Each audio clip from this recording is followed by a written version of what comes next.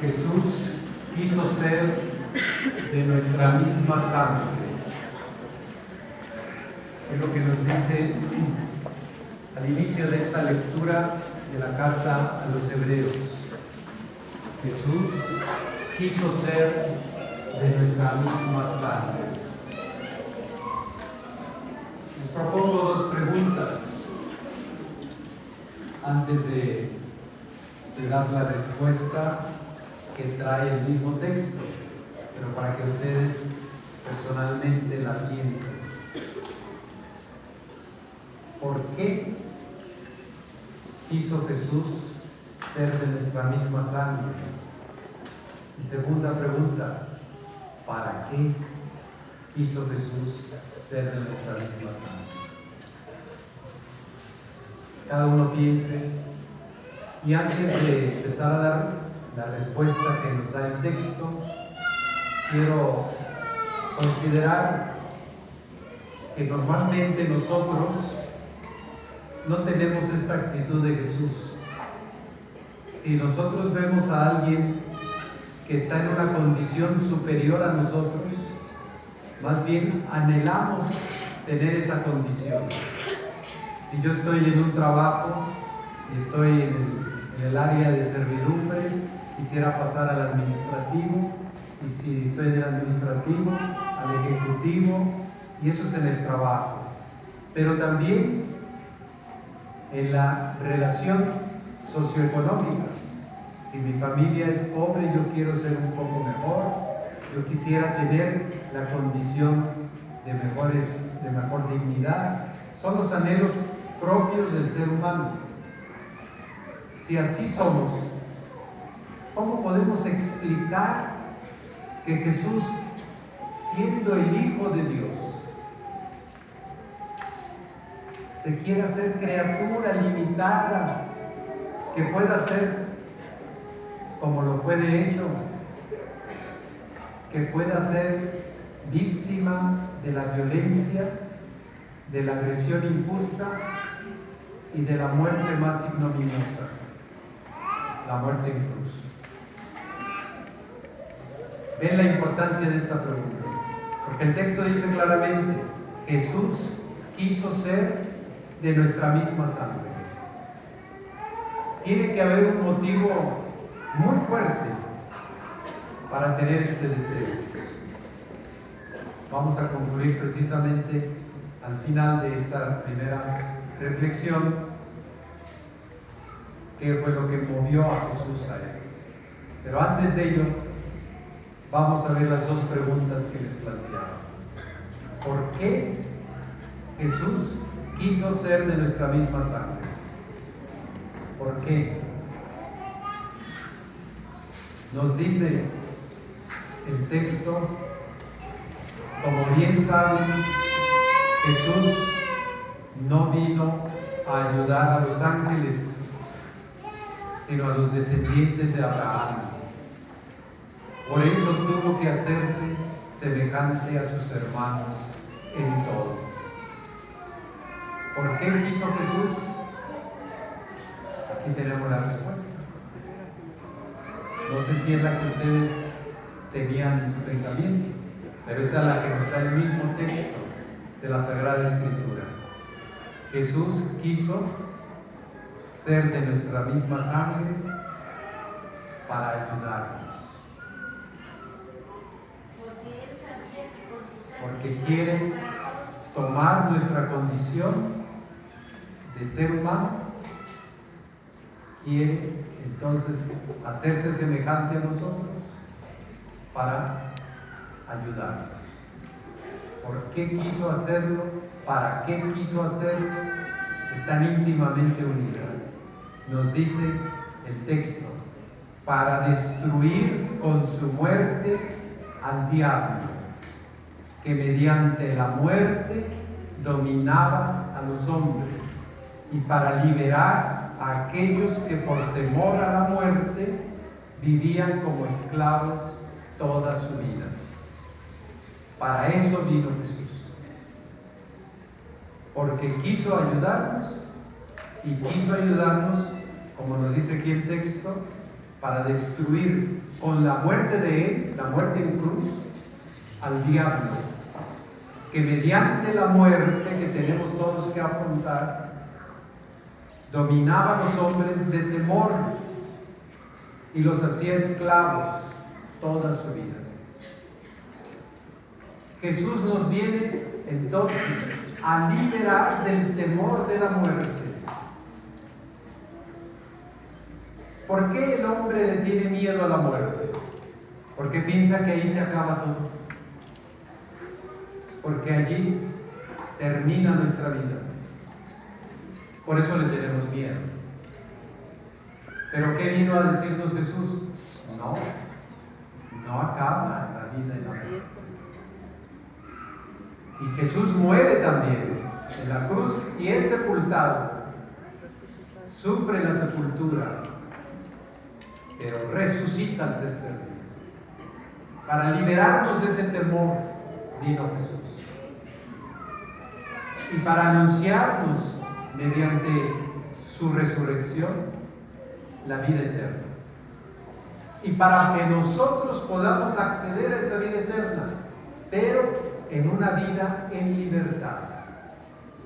¿Qué es lo que más nos hace esclavos?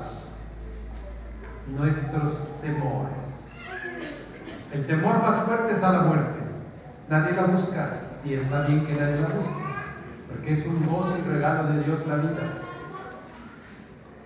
La vida es para prepararnos a la vida eterna. Entonces, nosotros tenemos muchos otros temores. Ese es el más fuerte, no perder la vida. Pero hay muchos otros temores que tenemos y que nos esclavizan, nos llevan a esclavitudes. Y lo que quiere Jesús con el anuncio de su vida, con esta generosidad que nos muestra al bajar de su condición divina y al hacerse uno de nosotros, quiere mostrarnos, y aquí llegamos a esa consideración, ¿qué lo motivó a Jesús? Quiere mostrarnos la misericordia divina, el amor misericordioso.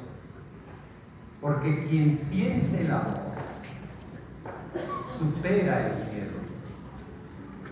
¿Qué le pasa a un niño cuando está solo en la oscuridad? Tiene miedo. Pero si escucha la voz de su mamá que le dice, ¿qué te pasa, hijo?, se acaba el miedo. Es lo mismo con nosotros. Cuando descubrimos y experimentamos el amor de Dios, nuestros miedos los superamos. En la fuerza de ese amor. Y nos liberamos de las otras esclavitudes. ¿Cuántos miedos tenemos para manifestar la verdad? Para aceptar el error, que me equivoqué. ¿Qué van a decir de mí? ¿Qué van a pensar? Pues que eres un ser humano, que todos los seres humanos se equivocan. No, me van a pegar, me van a regañar, me van a quitar el trabajo, me van a... Miedos.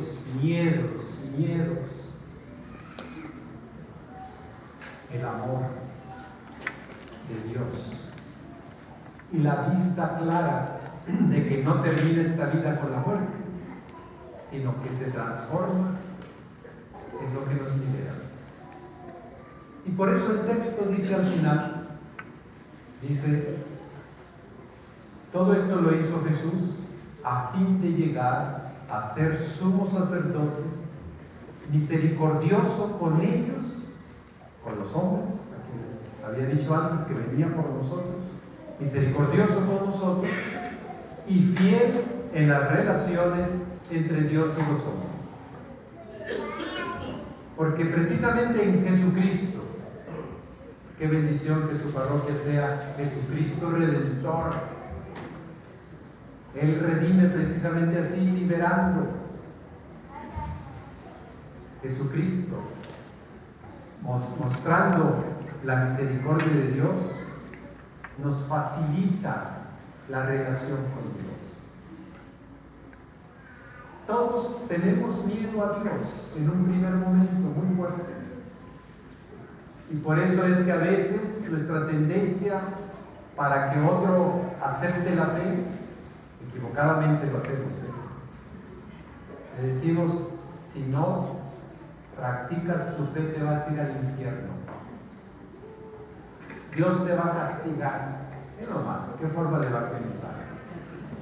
En lugar de decirle, Dios te va a liberar y te va a hacer que tengas una relación de amor entre Dios y tú. Ahí andamos nosotros metiéndole nuestros miedos a los pobres niños y a los jóvenes, a los adolescentes, queriéndolos traer con Cristo a través del temor. ¡Qué equivocación tan grande! Jesucristo, dice además el texto, fue probado por medio del sufrimiento, y vaya en qué forma. Por eso puede ahora ayudar a los que están sometidos a la prueba. Es cierto que en nuestra vida transitamos y tenemos situaciones dolorosas, de sufrimiento moral, sufrimiento económico, sufrimiento físico. Es cierto, no lo vamos a negar, pero eso no tiene que apagar nuestro fuego encendido del amor de Dios, sino que tiene que recordarnos, Cristo sufrió y sufriendo mostró el amor de Dios, porque sufrió por nosotros. Siempre el sufrimiento es purificador y redentor. No le tenemos que tener miedo, no hay que desearlo ni buscarlo. Cuando llegue, no hay que tenerle miedo tampoco al sufrimiento, porque el sufrimiento purifica. Y sobre todo, el sufrimiento es la oportunidad enorme de redimir, de mostrar un testimonio de que la fuerza de Dios está en mí y por eso puedo afrontar la enfermedad o cualquier otro dolor. Este es el camino que ha abierto Jesucristo. Por eso estamos alegres. Por eso el Papa nos dice, año de la misericordia, para que mostremos el rostro misericordioso del Padre. Y eso es lo que vemos que en el Evangelio goza Simeón y Ana, dos ancianos que confiaban en Dios, que ya estaban viejitos, que ya parecía que se les venía el final de su vida y no llegaba el Salvador. Y Simeón y Ana les toca ver los brazos de María llegando al Dios.